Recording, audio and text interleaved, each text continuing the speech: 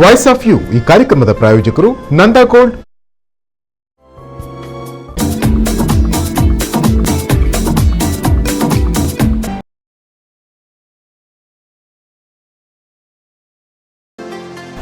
ಆಭರಣ ತಯಾರಿಕೆಯಲ್ಲಿ ಕರಾವಳಿ ಜಿಲ್ಲೆಯಾದ್ಯಂತ ಪ್ರಸಿದ್ಧವಾಗಿರುವ ನಂದಾ ಗೋಲ್ಡ್ ಉಡುಪಿಯ ಜನತೆಗೆ 2006ರಿಂದ ಸುದೀರ್ಘ ಸೇವೆಯನ್ನ ನೀಡುತ್ತಾ ಟ್ರೆಂಡಿಂಗ್ಗೆ ತಕ್ಕ ಚಿನ್ನ, ಬೆಳ್ಳಿ ಹಾಗೂ ಡೈಮಂಡ್ ಕಲೆಕ್ಷನ್ನೊಂದಿಗೆ ಮದುವೆ, ನಾಮಕರಣ, ಹಬ್ಬ ಹರಿದಿನಗಳಿಗೆ ಸೂಕ್ತವಾದ ರೀತಿಯ ಆಭರಣಗಳಿಗೆ ಮನೆ ಮಾತಾಗಿದೆ. ಉತ್ತಮ ಗುಣಮಟ್ಟದ ಆಭರಣದ ಜೊತೆಗೆ ತನ್ನ ಗ್ರಾಹಕರಿಗಾಗಿ ಸ್ಕೀಮ್ ಯೋಜನೆ ಕೂಡ ನಂದಾ ಗೋಲ್ಡ್ ಪರಿಚಯಿಸಿದೆ.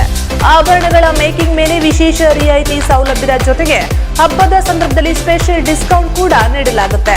ವಿಶೇಷವಾಗಿ ದೈವದ ಚಿನ್ನ, ಬೆಳ್ಳಿಯ ಆಭರಣಗಳು ಇಲ್ಲಿ ದೊರೆಯುತ್ತದೆ. ನಂದಾ ಗೋಲ್ಡ್ ಉಡುಪಿ ಮತ್ತು ಪಡುಬಿದ್ರಿಯಲ್ಲಿ ತನ್ನ ಶಾಖೆಯನ್ನ ಒಳಗೊಂಡಿದೆ. ಎಲ್ಲಾ ವಿಧವಾದ ಆಭರಣಗಳಿಗಾಗಿ ಭೇಟಿ ಕೊಡಿ. ನಂದಾ ಗೋಲ್ಡ್. ನಮ್ಮ ವಿಳಾಸ ಉಡುಪಿ ಶಾಖೆ, ಗುಡ್ಲಕ್ ಕಮರ್ಷಿಯಲ್ ಕಾಂಪ್ಲೆಕ್ಸ್, ಮಸೀದಿ ರಸ್ತೆ, ಸಿಟಿ ಬಸ್ ಸ್ಟ್ಯಾಂಡ್ನ ಬಳಿ, ಉಡುಪಿ. ದೂರವಾಣಿ ಸಂಖ್ಯೆ 8660098462. ಪಡುಬಿದ್ರೆ ಶಾಖೆ, ground floor, Shri Sai arcade, market road, Padubidri. 8073660831. ನಮಸ್ಕಾರ ವೀಕ್ಷಕರೇ, ನಂದಾ ಗೋಲ್ಡ್ ಅರ್ಪಿಸುವಂತಹ voice of you ward report ಕಾರ್ಯಕ್ರಮಕ್ಕೆ ಸ್ವಾಗತ. ಇವತ್ತು ನಾವು ಬಂದಿರುವಂತದ್ದು ಅಂಬಲ್ಪಾಡಿ ವಾರ್ಡ್ಗೆ. ಬನ್ನಿ, ಅಂಬಲ್ಪಾಡಿ ವಾರ್ಡ್ನಲ್ಲಿ ಕಳೆದ 5 ವರ್ಷದ ಅವಧಿಯಲ್ಲಿ ಯಾವುದೆಲ್ಲ ಅಭಿವೃದ್ಧಿ ಕಾರ್ಯಕ್ರಮಗಳು ಆಗಿದೆ, ಮಾತ್ರವಲ್ಲದೆ ಯಾವುದೆಲ್ಲ ಸಮಸ್ಯೆಗಳು ಉಳಿದುಕೊಂಡಿದೆ, ಇಲ್ಲಿನ ಜನರ ಬೇಡಿಕೆಗಳೇನು ಎಂಬುದನ್ನ ನೋಡ್ಕೊಂಬರುವ. ಅಂಬಲ್ಪಾಡಿ ವಾರ್ಡ್ ಉಡುಪಿ ನಗರಸಭಾ ವ್ಯಾಪ್ತಿಗೆ ಬರುವ 35ನೇ ವಾರ್ಡ್ ಆಗಿದೆ. ಸರ್ಕಾರದ ಮಾಹಿತಿಯ ಪ್ರಕಾರ ಈ ವಾರ್ಡ್ನಲ್ಲಿ 1366 ವಾಸದ ಮನೆಗಳು, 203 ವಾಣಿಜ್ಯ ಕಟ್ಟಡಗಳಿದ್ದು 1699ಕ್ಕೂ ಅಧಿಕ ಆಸ್ತಿಗಳಿವೆ. ಮಾಹಿತಿಯ ಪ್ರಕಾರ ಈ ವಾರ್ಡ್ನಲ್ಲಿ 4000ಕ್ಕೂ ಅಧಿಕ ಜನಸಂಖ್ಯೆ ಇದ್ದು 3000ಕ್ಕೂ ಅಧಿಕ ಮತದಾರರಿದ್ದಾರೆ. ಪ್ರಸಿದ್ಧ ಜನಾರ್ದನ ಮತ್ತು ಮಹಾಕಾಳಿ ದೇವಸ್ಥಾನ, ಬಬ್ಬುಸ್ವಾಮಿ ದೇವಸ್ಥಾನ ಸೇರಿದಂತೆ ಅನೇಕ ಧಾರ್ಮಿಕ ಕೇಂದ್ರಗಳನ್ನು ಕಾಣಬಹುದು. ಖಾಸಗಿ ಸ್ಕ್ಯಾನಿಂಗ್ ಸೆಂಟರ್, ಖಾಸಗಿ ಆಸ್ಪತ್ರೆ ಈ ವಾರ್ಡ್ನಲ್ಲಿದೆ. 3 ರಿಕ್ಷಾ ನಿಲ್ದಾಣ, ಅಂಗನವಾಡಿ ಕೇಂದ್ರ, ಸವಿತಾ ಸಮಾಜದ ಸಮುದಾಯ ಭವನ, ವಸಂತ ಮಂಟಪ, 3 ಉದ್ಯಾನವನ, ಪ್ರಾಥಮಿಕ ಶಾಲೆ ಹಾಗೂ ಖಾಸಗಿ ಶಾಲೆ ಇಲ್ಲಿ ಕಾರ್ಯಾಚರಿಸ್ತಾ ಇದೆ. ಅಂಬಲ್ಪಾಡಿ ವಾರ್ಡ್ ಅತಿ ಚಿಕ್ಕ ವಾರ್ಡ್ ಆಗಿದೆ. ಅತಿ ಚಿಕ್ಕ ವಾರ್ಡ್ ಆಗಿದ್ರೂ ಸಹ ಇಲ್ಲಿನ ಸಮಸ್ಯೆ ದೊಡ್ಡದಿದೆ. ರಾಷ್ಟ್ರೀಯ ಹೆದ್ದಾರಿ 66 ಈ ವಾರ್ಡ್ ಮೂಲಕನೇ ಹಾದು ಹೋಗುವುದರಿಂದ ನಿತ್ಯ ಟ್ರಾಫಿಕ್ ಅಪಘಾತಗಳನ್ನು ಕಾಣಬಹುದು. ಸದ್ಯ ಇಲ್ಲಿ ಅಂಬಲ್ಪಾಡಿ ಫ್ಲೈಓವರ್ ಕಾಮಗಾರಿ ನಡೆಯುತ್ತಿದ್ದು ಆದಷ್ಟು ಬೇಗ ಕಾಮಗಾರಿ ಮುಗಿಸುವಂತೆ ಇಲ್ಲಿನ ಸ್ಥಳೀಯರು ಆಗ್ರಹಿಸುತ್ತಿದ್ದಾರೆ. ಈ ಹಿಂದೆ ಇಲ್ಲಿ ನೀರಿನ ಸಮಸ್ಯೆ ಇತ್ತು, ಆದರೆ ಇದೀಗ ನೀರಿನ ಸಮಸ್ಯೆ ಬಗೆಹರಿದಿದೆ. ತ್ಯಾಜ್ಯ ಹಾಗೂ ಕೊಳಚೆ ನೀರಿನ ಸಮಸ್ಯೆಗೆ ಮುಕ್ತಿ ಸಿಕ್ಕಿಲ್ಲ.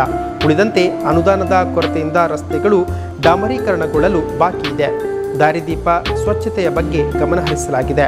ಕಳೆದ ಅವಧಿಯಲ್ಲಿ ಇಲ್ಲಿನ ನಿಕಟಪೂರ್ವ ಸದಸ್ಯರಾದ ಹರೀಶ್ ಶೆಟ್ಟಿ ಅವರು ಜನಸಾಮಾನ್ಯರ ಅಗತ್ಯತೆಗಳನ್ನು ಮನಗೊಂಡು ಕಾರ್ಯಪ್ರವೃತ್ತರಾಗಿ ಕೆಲಸ ಮಾಡಿಕೊಟ್ಟಿದ್ದಾರೆ. ಬಂದಿರುವಂತಹ ಅನುದಾನವನ್ನು ವಿವಿಧ ಅಭಿವೃದ್ಧಿ ಕಾರ್ಯಕ್ಕೆ ವಿನಿಯೋಗಿಸಲಾಗಿದೆ.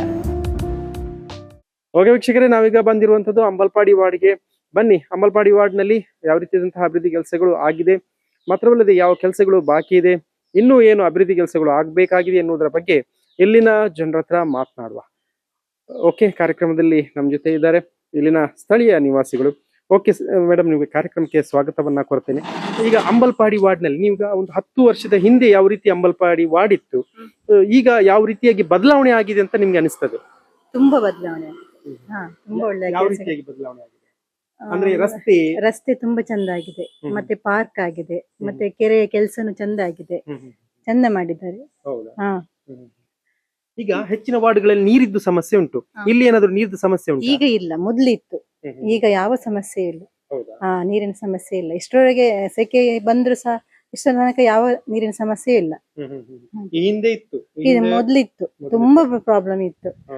ಲಾಸ್ಟಿಗೆಲ್ಲ ನಾವು ನೀರು ತಂದು ಟ್ಯಾಂಕರ್ ಎಲ್ಲ ತಂದು ಯೂಸ್ ಮಾಡ್ಬೇಕಿತ್ತು. ಈಗ ಆ ಸಮಸ್ಯೆ ಇಲ್ಲ.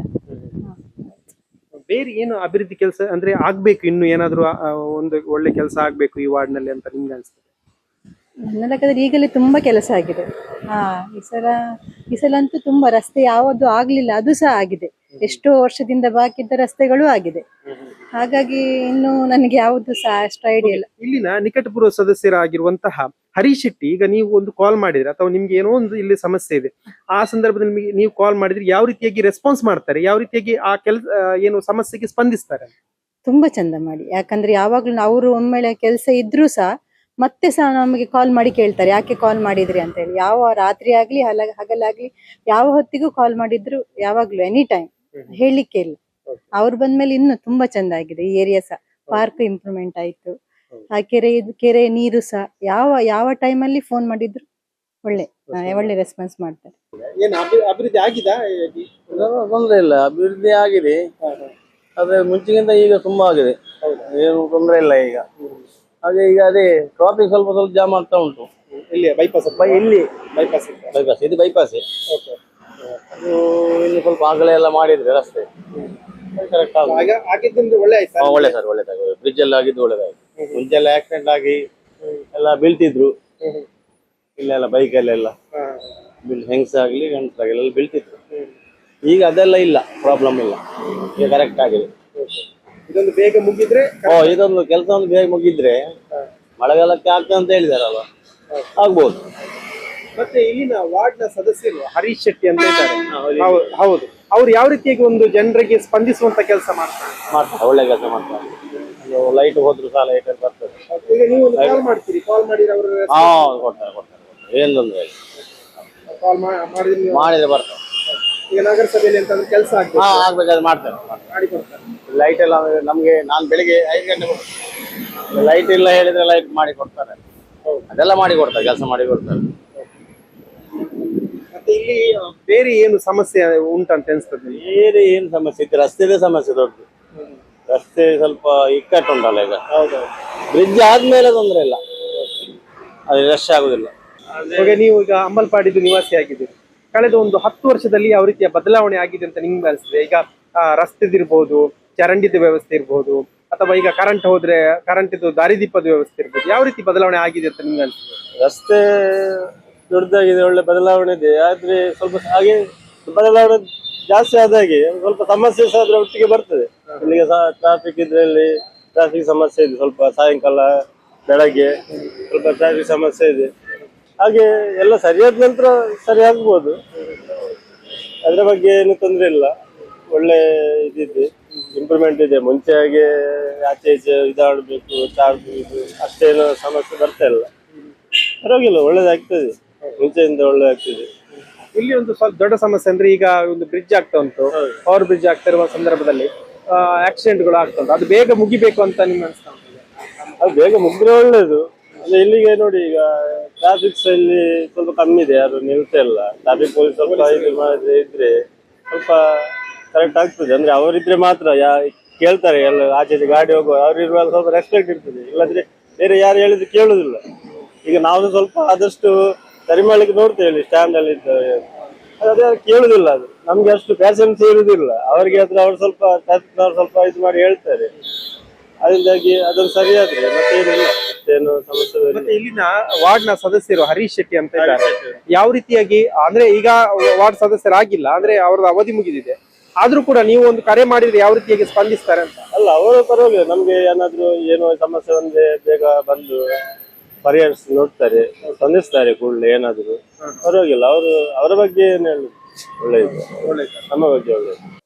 ನಮ್ಮ ಊರಿನ ಸಮಸ್ಯೆ ಬಗ್ಗೆ ಈಗಾಗಲೇ ಹಲವು ಬಾರಿ ಸರ್ಕಾರ ಹಾಗೂ ಇಲಾಖೆಯ ಮೂಲಕ ನಾವು ವಿಚಾರ ವಿನಿಮಯ ಮಾಡಿದ್ದೇವೆ. ಆದರೂ ಕೂಡ ಸರ್ಕಾರ ಸುರಕ್ಷಿತವಾದ ರಸ್ತೆ ಹಾಗೂ ಸುಗಮವಾದ ಸಂಚಾರಕ್ಕೆ ಒತ್ತು ಕೊಡುವ ದೃಷ್ಟಿಯಿಂದ ಸ್ವಲ್ಪ ಮಟ್ಟಿಗೆ ವಿಫಲವಾಗಿದೆ ಅಂತ ಹೇಳಲಿಕ್ಕೆ ನಾನು ಬಯಸ್ತಾ ಇದ್ದೇನೆ. ಈಗಾಗಲೇ ರಸ್ತೆ ಸುರಕ್ಷತಾ ಸಮಿತಿ ಸಭೆಯನ್ನು ಕರೆದು ನಮ್ಮ ಸ್ಥಳೀಯ ಸಂಸದರಾದಂಥ ಶ್ರೀ ಕೋಟಾ ಶ್ರೀನಿವಾಸ ಪೂಜಾರಿ ಅವರು ಆ ಬಗ್ಗೆ ವಿಚಾರ ವಿನಿಮಯ ನಡೆಸ್ತೇನೆ ಅಂತ ಭರವಸೆಯನ್ನು ನಮಗೆ ನೀಡಿರ್ತಾರೆ. ಆದರೂ ಕೂಡ ಇದುವರೆಗೆ ಸಂಸದರಾಗಲಿ, ಜಿಲ್ಲಾಡಳಿತವಾಗಲಿ, ರಾಷ್ಟ್ರೀಯ ಹೆದ್ದಾರಿ ಅಧಿಕಾರಿಗಳಾಗಲಿ ಸಮಯವನ್ನು ನಿಗದಿ ಮಾಡಿ ಇದುವರೆಗೆ ರಸ್ತೆ ಸುರಕ್ಷತಾ ಸಮಿತಿ ಸಭೆಯನ್ನು ಕರೆದಿಲ್ಲ.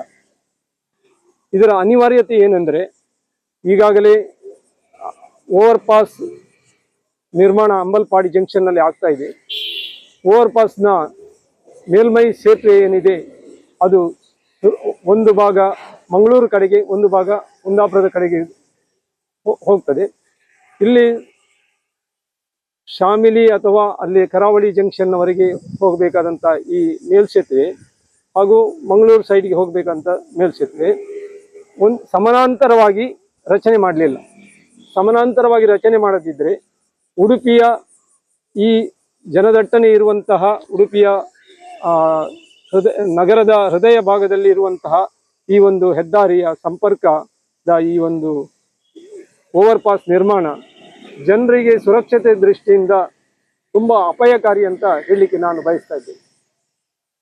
ಈ ಶಾಮಿಲಿ ಹತ್ರ ಇಳಿಜಾರಾಗುವಲ್ಲಿ ಅದು ಒಂದೇ ಸಮನೆ ಅದನ್ನು ಇಳಿಜಾರುಗೊಳಿಸಿದ್ದಾರೆ. ಅದು ಈಗಾಗಲೇ ಸರ್ಕಾರದ ವಿಚಾರ ವಿನಿಮಯ ಮಾಡಿದಾಗ ಇಂಜಿನಿಯರ್ನವರು ತಿಳಿಸಿದ್ದಾರೆ, ನಾವು ವಿನ್ಯಾಸ ನಕ್ಷೆ ಮತ್ತು ಅಂದಾಜು ಪಟ್ಟಿಯನ್ನು ತಂದು ನಿಮ್ಮೊತ್ತಿಗೆ ಸಮಾಲೋಚನೆಯನ್ನು ಮಾಡ್ತೇವೆ ಅಂತ ಭರವಸೆಯನ್ನು ನೀಡಿದ್ದಾರೆ. ಸಂಸದರ ಸಮ್ಮುಖದಲ್ಲಿ ಹೇಳಿದ್ದಾರೆ. ಆದರೂ ಕೂಡ ವಿನ್ಯಾಸ ನಕ್ಷೆ ಈಗಾಗಲೇ ನಾವು ಗುತ್ತಿಗೆದಾರರ ಹತ್ರ ಆ ನಕ್ಷೆಯ ಬಗ್ಗೆ ತಿಳುವಳಿಕೆ ಕೇಳಿದಾಗ ಅವರು ಹೇಳಿದ್ದಾರೆ, ನಮಗೆ ನಕ್ಷೆಯ ಪ್ರಕಾರ ನಾವು ಅಂದಾಜು ಪಟ್ಟಿ ಪ್ರಕಾರ ನಾವು ಮಾಡ್ತಾ ಇದ್ದೇವೆ ಅಂತ ಹೇಳಿದ್ದಾರೆ. ಆದರೆ ಅಂದಾಜು ಪಟ್ಟಿ ಪ್ರಕಾರ, ವಿನ್ಯಾಸ ನಕ್ಷೆ ಪ್ರಕಾರ ಯಾವುದೇ ಒಬ್ಬ ತಂತ್ರಜ್ಞಾನದ ಅನುಭವ ಇರುವವನು ಕೂಡ ಎರಡೂ ಬದಿಯನ್ನು ಸಮಾನಾಂತರವಾಗಿ ಮಾಡ್ತಾರೆ ವಿನಃ ಒಂದು ಬದಿ ಎತ್ತರ ಒಂದು ಬದಿ ತಗ್ಗು ಮಾಡುವಂಥದ್ದು ಪ್ರಸ್ತಾಪ ಬರಲಿಕ್ಕೆ ಸಾಧ್ಯವೇ ಇಲ್ಲ. ಆದ್ದರಿಂದ ಇದು ತಾಂತ್ರಿಕ ದೋಷವೆಂಬುದನ್ನು ಸಾರ್ವಜನಿಕರು, ಇಲ್ಲಿಯ ಸ್ಥಳೀಯ ನಮ್ಮ ರಾಷ್ಟ್ರೀಯ ಹೆದ್ದಾರಿ ಅಂಬಲ್ಪಾಡಿ ಬಳಕೆದಾರ ಹಿತರಕ್ಷಣಾ ವೇದಿಕೆಯ ನಿವೃತ್ತ ಲೋಕೋಪಯೋಗಿ ಇಂಜಿನಿಯರ್ ಇದ್ದಾರೆ, ಅವರು ಕೂಡ ಅವರ ಹತ್ರ ವಿಚಾರ ವಿನಿಮಯ ಮಾಡಿದಾಗಲೂ ಕೂಡ ಶಾಂತರಾಜ್ ಐತಾಳ್ ಅಂತ ಇದ್ದಾರೆ, ಅವರು ಕೂಡ ಹೇಳಿದ್ದಾರೆ ಇದು ಸುರಕ್ಷತೆಯಿಂದ ಅಪಾಯಕಾರಿಯಾಗಿದೆ. ಆದ್ದರಿಂದ ಕೂಡಲೇ ಜಿಲ್ಲಾಡಳಿತ ಮತ್ತು ರಾಷ್ಟ್ರೀಯ ಹೆದ್ದಾರಿ ಪ್ರಾಧಿಕಾರ ಈ ಬಗ್ಗೆ ಗಮನ ಹರಿಸಬೇಕು. ಕೂಡಲೇ ರಸ್ತೆ ಸುರಕ್ಷತಾ ಸಮಿತಿಯನ್ನು ಮಾಡಬೇಕು. ಅಲ್ಲಿಯ ಇತರ ಏನು ಕುಂದು ಕೊರತೆಗಳಿದೆ, ಸುರಕ್ಷತೆಗಾಗಿ ನಾವು ಏನು ಬೇಡಿಕೆಯನ್ನು ಸಮಿತಿಯ ಪರವಾಗಿ ಸಲ್ಲಿಸಿದ್ದೇವೆ ಅದನ್ನು ಕೂಡಲೇ ಅನುಷ್ಠಾನ ಮಾಡುವಂತೆ ಸಭೆ ಕರೆದು ನಿರ್ಣಯ ಆಗಬೇಕು. ಅದನ್ನು ಯಥಾವತ್ತಾಗಿ ಜಾರಿಗೆ ತರಬೇಕೆಂಬಂತ ಆಗ್ರಹವನ್ನು ನಾವು ಅಂಬಲ್ಪಾಡಿ ಬಳಕೆದಾರ ಹಿತರಕ್ಷಣಾ ವೇದಿಕೆಯಿಂದ ಒತ್ತಾಯಪಡಿಸುತ್ತಿದ್ದೇವೆ. ಅದಕ್ಕಾಗಿ ತುರ್ತು ಸಭೆ ಕರಿಬೇಕೆಂದು ಜಿಲ್ಲಾಧಿಕಾರಿ ಸಂಸದರನ್ನು ನಾವು ಒತ್ತಾಯಿಸುತ್ತಿದ್ದೇವೆ. ವೀಕ್ಷಕರೇ, ನಾವು ಅಂಬಲ್ಪಾಡಿ ವಾರ್ಡ್ಗೆ ಬಂದಿರುವಂತದ್ದು. ಇಲ್ಲಿ ನಾವು ಸಾಕಷ್ಟು ಸುತ್ತಾಡಿದ್ವಿ, ಮಾತ್ರವಲ್ಲದೆ ಇಲ್ಲಿನ ಜನರ ಕೆಲವೊಂದು ಅಭಿಪ್ರಾಯಗಳನ್ನ ಕೂಡ ಕೇಳಿದ್ವಿ. ಇದೀಗ ನಮ್ಮ ಜೊತೆ ಇಲ್ಲಿನ ನಿಕಟಪೂರ್ವ ಸದಸ್ಯರಾಗಿರುವಂತಹ ಹರೀಶ್ ಶೆಟ್ಟಿ ಅವರು ನಮ್ಮ ಜೊತೆ ಇದ್ದಾರೆ. ಬನ್ನಿ, ಅವರ ಅವಧಿಯಲ್ಲಿ ಯಾವ ರೀತಿಯಾದಂತಹ ಅಭಿವೃದ್ಧಿ ಕೆಲಸಗಳು ಈ ಒಂದು ವಾರ್ಡ್ನಲ್ಲಿ ಆಗಿದೆ, ಇನ್ನು ಯಾವ ಕೆಲಸಗಳು ಬಾಕಿ ಇದೆ, ಯಾವುದೆಲ್ಲ ಜನರ ಬೇಡಿಕೆಗಳು ಇದೆ ಎನ್ನುವುದರ ಬಗ್ಗೆ ಅವರಲ್ಲಿ ಕೇಳುವ. ಸರ್, ನಿಮ್ಗೆ ಕಾರ್ಯಕ್ರಮಕ್ಕೆ ಸ್ವಾಗತವನ್ನ ಕೋರ್ತಾ ಇದ್ದೇನೆ. ಸರ್, ನೀವೊಂದು ಈ ಒಂದು ವಾರ್ಡ್ನ ಸದಸ್ಯರಾಗಿ ಬರುವಂತಹ ಸಂದರ್ಭದಲ್ಲಿ ನಿಮ್ಗೆ ಇಂತಹ ಒಂದು ಕಲ್ಪನೆ ಇರ್ತದೆ, ಈ ರೀತಿ ಹೋಗಿ ನಮ್ದು ವಾರ್ಡ್ನ ಅಭಿವೃದ್ಧಿ ಮಾಡಬೇಕು, ಇಂತಹ ಕೆಲಸಗಳನ್ನ ಮಾಡ್ಬೇಕೆನ್ನುವಂತಹ ಒಂದು ನಿಮ್ಮಲ್ಲಿ ಒಂದು ಕಲ್ಪನೆ ಇರ್ತದೆ. ಅದು ಎಷ್ಟು ಸಾಕಾರ ಆಗಿದೆ ಅಂತ? ನಮಸ್ಕಾರ. ನಾನು ಈಗ ವಾರ್ಡಿಗೆ ಬಂದ ನಂತರ, ನಾನು ಮೆಂಬರ್ ಆಗಿ ಆರಿಸಿ ಬಂದ ನಂತರ ನಮ್ಮ ಅಂಬಲ್ಪಾಡಿಯನ್ನು ಸ್ವಚ್ಛವಾಗಿ ಜನಗಳಿಗೆ ಅವರ ಮೂಲಭೂತ ಸೌಕರ್ಯಗಳನ್ನು ಒದಗಿಸಬೇಕಂತ ತುಂಬ ಆಸೆಯಲ್ಲಿ ನಾನು ಕಾರ್ಪೊರೇಟರ್ ಆಗಿದ್ದೇನೆ. ಹಾಗಾಗಿ ಈಗ ನಾನು ತುಂಬಾ ಸಮಯದಿಂದ ನಮ್ಮ ಈ ಗಾರ್ಡನ್ ಒಂದು ಒಳ್ಳೆ ರೀತಿಯಲ್ಲಿ 32 ಲಕ್ಷದ ಅನುದಾನದಿಂದ ಅಭಿವೃದ್ಧಿಗೊಳಿಸಿದ್ದೇನೆ. ಇಲ್ಲಿ ತುಂಬಾ ಜನ ಅಂದ್ರೆ ಒಂದು ಎಕ್ಸಸೈಸ್ಗೆ ಬೆಳಿಗ್ಗೆ 5 ಗಂಟೆಗೆ ಎದ್ದು ವಾಕಿಂಗ್ ಟ್ರ್ಯಾಕ್ ಮಾಡಿದ್ದೇನೆ, ಎಕ್ಸಸೈಸ್ ಇದು ಮಾಡಿದ್ದೇನೆ, ಎಲ್ಲ ಒಂದು ಅಭಿವೃದ್ಧಿ ಮಾಡಿದ್ದೇನೆ ಈ ವಠಾರವನ್ನು, ಈ ಗಾರ್ಡನ್ ಅನ್ನು. ಹಾಗಾಗಿ ತುಂಬಾ ರೋಡ್ಗಳನ್ನು ಮಾಡಿದ್ದೇನೆ. ಅಂಬಲ್ಪಾಡಿ ದೇವಸ್ಥಾನದ ರಸ್ತೆಯನ್ನು ಕಾಂಕ್ರೀಟೀಕರಣಗೊಳಿಸಿದ್ದೇನೆ. ಆಮೇಲೆ ಅಂಬಲ್ಪಾಡಿ ಮೇನ್ ರೋಡ್ 2ನೇ ಅಡ್ಡ ರಸ್ತೆ ಕಾಂಕ್ರೀಟೀಕರಣಗೊಳಿಸಿದ್ದೇನೆ 15 ಲಕ್ಷ ರೂಪಾಯಿ ವೆಚ್ಚದಲ್ಲಿ. ಒಟ್ಟಿಗೆ ನಾನು ಬಂದ ನಂತರ ಒಂದು 2 ಕೋಟಿ ಮೇಲೆ ಅನುದಾನ ತರಿಸಿದ್ದೇನೆ. ಈಗ ನಮ್ಗೆ ಮುಖ್ಯವಾಗಿ ಜನಗಳ ಆಶೋತ್ತರಗಳನ್ನು ಈಡೇರಿಸಬೇಕಂತೇಳಿ ನಾವು ತುಂಬಾ ಕೆಲಸ ಮಾಡ್ತಾ ಇದ್ದೇನೆ. ಈಗ ಇನ್ನು 30 ಲಕ್ಷದ ಡಾಮರೀಕರಣ ಆಗ್ಲಿಕ್ಕುಂಟು. 30 ಲಕ್ಷದ ಡಾಮರೀಕರಣ ವರ್ಕ್ ಆರ್ಡರ್ ಆಗಿದೆ, ಅವು ಮಾಡ್ತಾ ಇಲ್ಲ, ನಮ್ಮ ಕಾಂಟ್ರಾಕ್ಟ್ ಮಾಡ್ತಾ ಇಲ್ಲ. ಈಗ ನಮ್ಮ ಅವಧಿ ಮುಗ್ದಿದೆ, ಕಾಂಟ್ರಾಕ್ಟರ್ ಅನ್ನು ಕರೆಸಿ ನಾನು ಇಂಜಿನಿಯರ್ಗೆ ಹೇಳಿದೆ, ಒಂದು ಮಾಡಿಬಿಡಿ, ಮಳೆ ಬರ್ತದೆ, ಆದಷ್ಟು ಬೇಗ ಮಾಡಿ ಅಂತೇಳಿ. ಈಗ ಬರ್ತೇನೆ ಹೇಳಿದ್ದಾರೆ. ಒಂದು 30 ಲಕ್ಷದ ವರ್ಕ್ ಪೆಂಡಿಂಗ್ ಉಂಟು.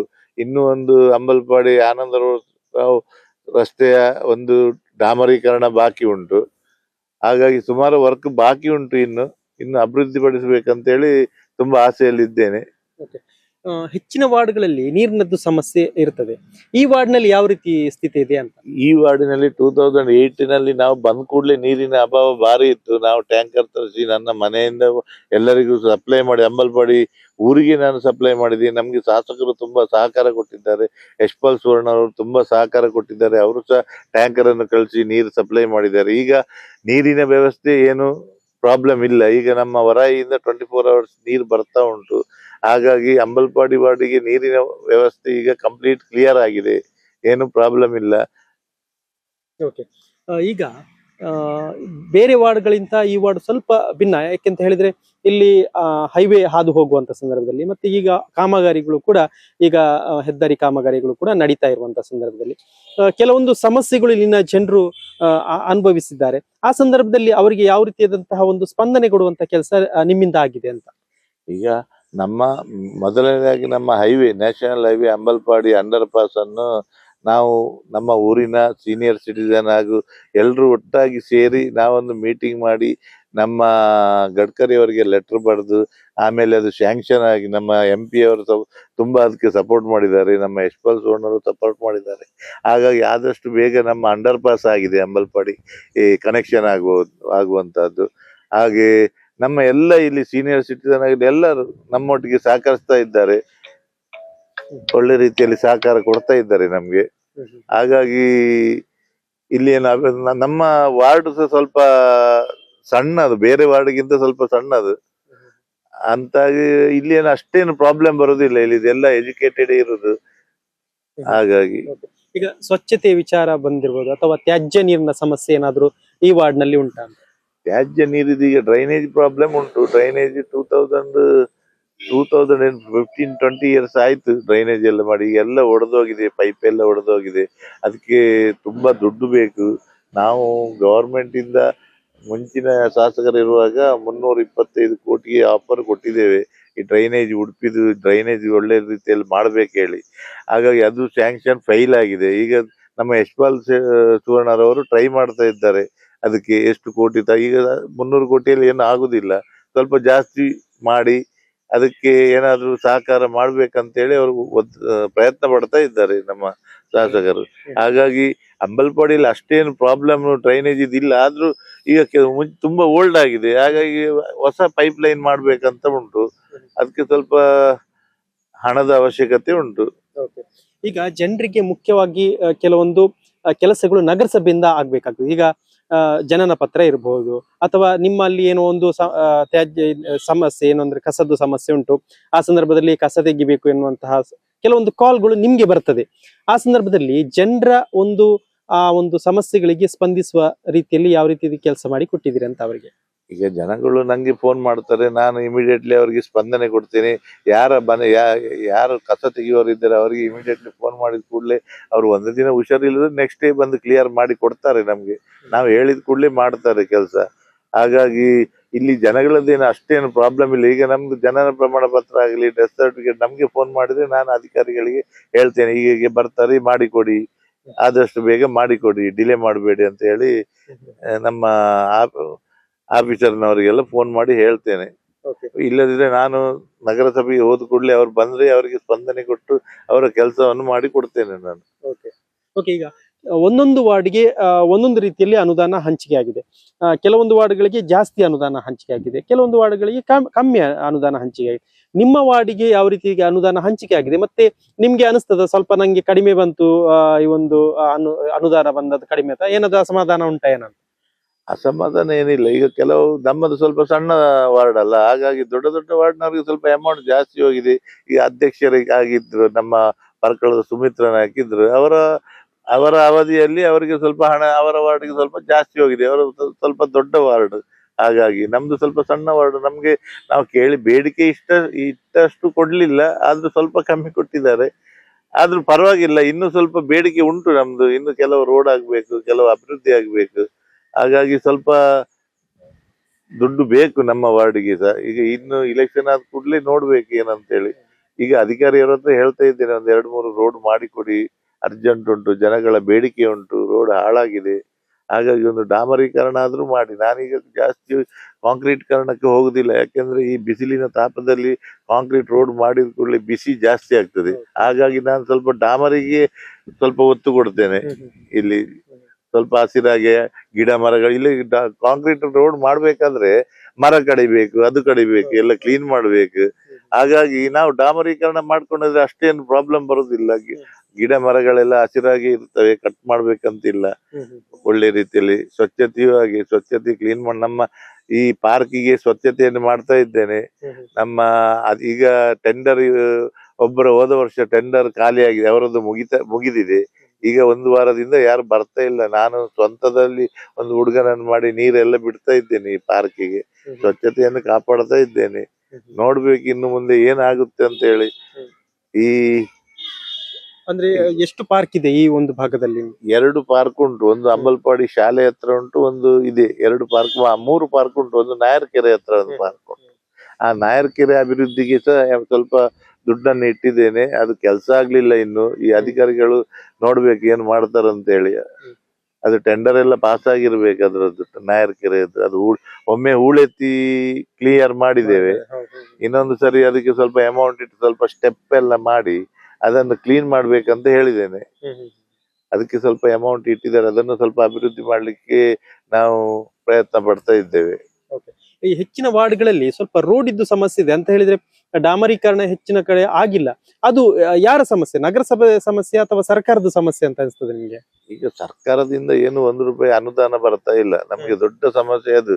ಈಗ ನಮ್ಮ ಬಾಡಿ ಇಲ್ಲದೆ ನಮ್ಗೆ 15 ಫೈನಾನ್ಸ್ SFC ಯಾವ್ದು ಅಮೌಂಟ್ ಬರ್ತಾ ಇಲ್ಲ. ನಮ್ಮ 2024-25 ಅಮೌಂಟ್ ಇನ್ನು 15 ಫೈನಾನ್ಸ್ ಇನ್ನೂ ಬರ್ಲಿಲ್ಲ ಅಮೌಂಟ್. ಒಂದ್ 2 ಕಂತಲ್ಲಿ ಕೊಡ್ತೇನೆ ಹೇಳಿದ್ರೆ ಅದು ಕೊಡ್ಲಿಲ್ಲ.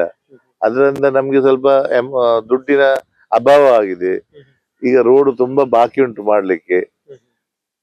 ಇನ್ನು ಆ ದುಡ್ಡು 15 ಫೈನಾನ್ಸ್ ಎಲ್ಲ ಬಂದ ನಂತರ ಸ್ವಲ್ಪ ಡೆವಲಪ್ ಆಗ್ಬೋದು, ಮಾಡ್ಬೇಕಂತ ಉಂಟು.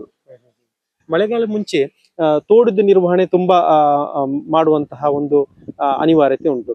ಈ ಭಾಗದಲ್ಲಿ ಯಾವ ರೀತಿಯಾಗಿ ನಿರ್ವಹಣೆ ಆಗ್ತಾ ಉಂಟು? ಈಗ ತೋಡಿನ ಭಾಗ ಅಂದ್ರೆ ಈಗ ನಮ್ಮ ನಗರಸಭೆಯಿಂದ 2 ಜನ ಬರ್ತಾರೆ ವಾರಕ್ಕೆ. ಅದು ನಮ್ಗೆ ಏನು ಸಾಕಾಗುದಿಲ್ಲ. ನಾವು ಫಸ್ಟ್ ಇಯರ್ 2018 ವಾರಕ್ಕೆ 2 ಸರಿ 7-8 ಜನ ಬರ್ತಿದ್ರು ನಗರಸಭೆಯಿಂದ ಪೌರಕಾರ್ಮಿಕ. ಈಗ ಖಾಲಿ ವಾರಕ್ಕೆ ಒಂದೇ ದಿನ 2 ಜನ ಬರ್ತಾರೆ, ಇಲ್ಲದೆ ತಪ್ಪಿದ್ರೆ ಒಂದೇ ಜನ ಬರ್ತಾರೆ. ಕೇಳಿದ್ರೆ ಜನ ಇಲ್ಲ, ಏನ್ ಮಾಡುದು ಸರ್ ಹೇಳ್ತಾರೆ. ಆವಾಗ ನಾವು ಸ್ವಚ್ಛತೆಯನ್ನು ಹೇಗೆ ಕಾಪಾಡಿಕೊಳ್ಳುವುದು ಅಂತ ಗೊತ್ತಾಗುದಿಲ್ಲ. ಈಗ ಸ್ವಚ್ಛತೆ ಕಾಪಾಡಿಕೊಳ್ಳಿಕ್ಕೆ ನಮ್ಮ ಟೆಂಡರ್ ಮಾಡಿ, ತೋಡು ಮಳೆ ಬರ್ತಾ ಉಂಟು, ನೆರೆ ಬರ್ತದೆ, ಹಾಗಾಗಿ ತೋಡು ಗೀಡೆಲ್ಲ ಕ್ಲೀನ್ ಆಗ್ಲಿಕ್ಕೆ ಉಂಟು. ಟೆಂಡರ್ ಮಾಡಿ ಹೇಳಿದ್ರೆ ಅಧಿಕಾರಿಗಳು ಸ್ವಲ್ಪ ಉದಾಸೀನ ಮಾಡ್ತಾ ಇದ್ದಾರೆ. ಮಾಡ್ತೇವೆ ಸರ್ ಹೇಳ್ಕೊಂಡು. ಆಗ ಅವರಿಗೆ ಸ್ವಲ್ಪ ಒತ್ತಡ ಆಗ್ತಾ ಇದ್ದೇವೆ. ಆದಷ್ಟು ಬೇಗ ಈಗ ಮಳೆಗಾಲ ಬರುವ ಮುಂಚೆ ನಮ್ದು ಸಾಧಾರಣವಾಗಿ ಎಲ್ಲ ತೋಡಿದ್ದು ಹೂಳೆತ್ತಿ ಕ್ಲಿಯರ್ ಆಗಿರ್ಬೇಕು ಏಪ್ರಿಲ್ ಮೇ ಒಳಗೆ. ಈಗ ಅಧಿಕಾರಿಗಳು ಏನ್ ಮಾಡ್ತಾರೆ ಅಂತ ಗೊತ್ತಿಲ್ಲ. ಇನ್ನು ಮಾಡ್ತೇವೆ ಸರ್ ಅಂತ ಹೇಳ್ತಿದ್ದಾರೆ. ಅದಕ್ಕೆ ಒತ್ತಡ ಆಗ್ತಾ ಇದ್ದೇವೆ ನಾವು. ಈಗ ಕೊನೆಯದಾಗಿ ಸರ್, ನಿಮ್ಮ ಅವಧಿಯಲ್ಲಿ ಇಂತಹ ಒಂದು ಕೆಲಸ ಆಗ್ಬೇಕಿತ್ತು ನಂಗೆ, ಆದ್ರೆ ಮಾಡ್ಲಿಕ್ಕೆ ಆಗಿಲ್ಲ ಎನ್ನುವಂತಹ ಕೊರಗು ಏನಾದ್ರೂ ಇದೆಯಾ? ಅಥವಾ ಮುಂದೆ ನಾನು ಖಂಡಿತ ನಾನು ಎಲೆಕ್ಷನ್ಗೆ ನಿಂತ್ರೆ ನಾನು ಅದನ್ನ ಮಾಡಿ ಕೊಡ್ತೇನೆ ಎನ್ನುವಂತಹ ಜನರಿಗೆ ಏನಾದ್ರು ಆಶ್ವಾಸನೆ ಕೊಡ್ತೀರಾ ಅಂತ? ಈ ಜನರಿಗೆ ಆಶ್ವಾಸನೆ ಕೊಡ್ಲಿಕ್ಕೆ ಉಂಟು. ಯಾಕಂದ್ರೆ ನಮ್ಮ ಜಿ ಶಂಕರ್ ಮನೆಯಿಂದ ನಮ್ಮ ನ್ಯಾಷನಲ್ ಹೈವೇ ತನಕ ಡಬಲ್ ರೋಡ್ ಮಾಡ್ಬೇಕಂತ ಒಂದು ದೊಡ್ಡ ಆಸೆ ಉಂಟು. ಅಲ್ಲಿ ಸ್ವಲ್ಪ ಮರ ಗಿಡಗಳನ್ನು ಕಡಿಬೇಕಾಗ್ತದೆ. ಈಗ ಡಬಲ್ ರೋಡ್ ಮಾಡ್ಲಿಕ್ಕೆ ನಮ್ಮ ಪರಿಸರದವರು ಸ್ವಲ್ಪ ಒಬ್ಜೆಕ್ಷನ್ ಉಂಟು ಅದಕ್ಕೆ. ಹಾಗಾಗಿ ಅದು ನಿಂತು ಹೋಗಿದೆ. ಈಗ ಏನಾದ್ರು ನೆಕ್ಸ್ಟ್ ಟೈಮ್ ಅಲ್ಲಿ ನಿಂತ್ರೆ ಏನಾದ್ರು ಒಂದು ಆ ಟಾರ್ಗೆಟ್ ಅನ್ನು ನಮ್ಗೆ ಮುಗಿಸ್ಬೇಕಂತ ತುಂಬಾ ಆಸೆ ಉಂಟು. ಈ ಅಂಬಲ್ಪಾಡಿನ ಸ್ವಚ್ಛತೆಯಾಗಿ, ಒಂದು ಮೂಲಭೂತ ಸೌಕರ್ಯದಲ್ಲಿ ಒಂದು ಲೈಟಿಂಗ್ ಆಗ್ಲಿ, ನಮ್ಮ ಸ್ವಚ್ಛತೆಯ ಕಾರ್ಯಕ್ರಮ ಆಗ್ಲಿ, ನೀರಿನ ವ್ಯವಸ್ಥೆ ಆಗ್ಲಿ, ಎಲ್ಲವನ್ನು ಸಮರ್ಪಕವಾಗಿ ಮಾಡ್ಬೇಕಂತ ತುಂಬಾ ಆಸೆ ಉಂಟು. ಓಕೆ ಸರ್, ಓಕೆ, ನಿಮ್ಮೆಲ್ಲ ಮಾಹಿತಿಗಾಗಿ ಧನ್ಯವಾದಗಳನ್ನ ಅರ್ಪಿಸ್ತಾ ಇದ್ದೇನೆ. ಓಕೆ ವೀಕ್ಷಕರೇ, ಇದುವರೆಗೆ ಅಂಬಲ್ಪಾಡಿ ವಾರ್ಡ್ನ ನಿಕಟಪೂರ್ವ ಸದಸ್ಯರಾಗಿರುವಂತಹ ಹರೀಶ್ ಶೆಟ್ಟಿ ಅವರು ಸಾಕಷ್ಟು ಮಾಹಿತಿಗಳನ್ನ ನೀಡಿದ್ರು. ಯಾವ ರೀತಿಯಾಗಿ ಅಭಿವೃದ್ಧಿ ಮಾಡಬೇಕು ಅಥವಾ ಈ ಒಂದು ಅಂಬಲ್ಪಾಡಿ ವಾರ್ಡ್ನಲ್ಲಿ ಯಾವ ರೀತಿ ಅಭಿವೃದ್ಧಿ ಆಗಿದೆ, ಇನ್ನೂ ಕೂಡ ಯಾವುದೆಲ್ಲ ಕೆಲಸ ಬಾಕಿ ಇದೆ ಅನ್ನೋದ್ರ ಕೂಡ ಮಾಹಿತಿಯನ್ನ ನೀಡಿದ್ರು. ಇದು ಈ ವಾರದ voice of you ward report ಕಾರ್ಯಕ್ರಮ. ಮುಂದಿನ ವಾರ ಮತ್ತೆ ಭೇಟಿ ಆಗ್ತೀನಿ. ಅಲ್ಲಿ ತನಕ ನೋಡ್ತಾ ಇರಿ ಚಾನಲ್ ಯು. ಆಭರಣ ತಯಾರಿಕೆಯಲ್ಲಿ ಕರಾವಳಿ ಜಿಲ್ಲೆಯಾದ್ಯಂತ ಪ್ರಸಿದ್ಧವಾಗಿರುವ ನಂದಾ ಗೋಲ್ಡ್ ಉಡುಪಿಯ ಜನತೆಗೆ 2006ರಿಂದ ಸುದೀರ್ಘ ಸೇವೆಯನ್ನ ನೀಡುತ್ತಾ ಟ್ರೆಂಡಿಂಗ್ಗೆ ತಕ್ಕ ಚಿನ್ನ, ಬೆಳ್ಳಿ ಹಾಗೂ ಡೈಮಂಡ್ ಕಲೆಕ್ಷನ್ನೊಂದಿಗೆ ಮದುವೆ, ನಾಮಕರಣ, ಹಬ್ಬ ಹರಿದಿನಗಳಿಗೆ ಸೂಕ್ತವಾದ ರೀತಿಯ ಆಭರಣಗಳಿಗೆ ಮನೆಮಾತಾಗಿದೆ. ಉತ್ತಮ ಗುಣಮಟ್ಟದ ಆಭರಣದ ಜೊತೆಗೆ ತನ್ನ ಗ್ರಾಹಕರಿಗಾಗಿ ಸ್ಕೀಮ್ ಯೋಜನೆ ಕೂಡ ನಂದಾ ಗೋಲ್ಡ್ ಪರಿಚಯಿಸಿದೆ. ಆಭರಣಗಳ ಮೇಕಿಂಗ್ ಮೇಲೆ ವಿಶೇಷ ರಿಯಾಯಿತಿ ಸೌಲಭ್ಯದ ಜೊತೆಗೆ ಹಬ್ಬದ ಸಂದರ್ಭದಲ್ಲಿ ಸ್ಪೆಷಲ್ ಡಿಸ್ಕೌಂಟ್ ಕೂಡ ನೀಡಲಾಗುತ್ತೆ. ವಿಶೇಷವಾಗಿ ದೈವದ ಚಿನ್ನ, ಬೆಳ್ಳಿಯ ಆಭರಣಗಳು ಇಲ್ಲಿ ದೊರೆಯುತ್ತದೆ. ನಂದಾ ಗೋಲ್ಡ್ ಉಡುಪಿ ಮತ್ತು ಪಡುಬಿದ್ರೆಯಲ್ಲಿ ತನ್ನ ಶಾಖೆಯನ್ನ ಒಳಗೊಂಡಿದೆ. ಎಲ್ಲಾ ವಿಧವಾದ ಆಭರಣಗಳಿಗಾಗಿ ಭೇಟಿ ಕೊಡಿ. ನಂದಾ ಗೋಲ್ಡ್. ನಮ್ಮ ವಿಳಾಸ ಉಡುಪಿ ಶಾಖೆ, ಗುಡ್ಲಕ್ ಕಮರ್ಷಿಯಲ್ ಕಾಂಪ್ಲೆಕ್ಸ್, ಮಸೀದಿ ರಸ್ತೆ, ಸಿಟಿ ಬಸ್ ಸ್ಟ್ಯಾಂಡ್ನ ಬಳಿ, ಉಡುಪಿ. ದೂರವಾಣಿ ಸಂಖ್ಯೆ 8660098462. ಪಡುಬಿದ್ರೆ ಶಾಖೆ, ground floor, Shri Sai arcade, market road, Padubidri. 8073660831. Voice of you ಈ ಕಾರ್ಯಕ್ರಮದ ಪ್ರಾಯೋಜಕರು ನಂದಾ ಗೋಲ್ಡ್